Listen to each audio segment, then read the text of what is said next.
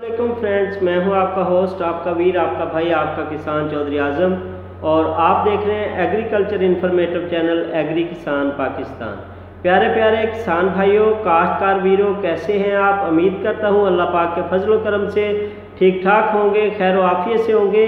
तो मेरे प्यारे किसान भाइयों, काश्तकार वीरों, बहुत सारे दोस्त मुझे व्हाट्सएप पे, इंस्टा पे लाइव स्ट्रीम में मैसेज कर रहे थे कि भाई जिन दोस्तों के नाम पे ज़मीन नहीं है, जिन दोस्तों के नाम पे ज़री अराज़ी नहीं है, क्या वो भी इस सब्सिडी को हासिल कर सकते हैं?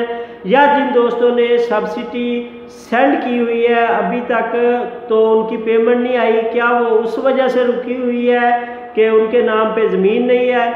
तो मैंने सोचा एक छोटा सा पैगाम, छोटी सी वीडियो, छोटा सा मैसेज, जस्ट 1 मिनट के लिए आपने टाइम निकाल के इसको गौर से सुनना है। तो ऐसी कोई बात नहीं है किसी भाई की जिनके नाम पे ज़मीनें नहीं हैं, जिनके नाम पे ज़री अराज़ी नहीं है, चाहे वो ठेके पे काश्त कर रहे हैं, चाहे वो हिस्से पे काश्त कर रहे हैं, तमाम दोस्तों को सब्सिडी की पेमेंट मिलेगी। बस बजट तक के लिए इंतज़ार कर लीजिए। जैसे ही ये नया बजट आता है तो पेमेंट्स जो है वो स्टार्ट हो जाएगी। अगर बात की जाए एग्रीकल्चर की, एग्रीकल्चर मिनिस्टर की, वज़ीर आला की, अंजम अली भुट्टर साहब की, जो डायरेक्टर एग्रीकल्चर हैं, वो यही कह रहे हैं कि काश्तकार भाइयों, सब्सिडी के हवाले से इस साल गवर्नमेंट ने पहले से ज़्यादा प्रोग्राम तरतीब दिए हैं। इंशाअल्लाह ताला सब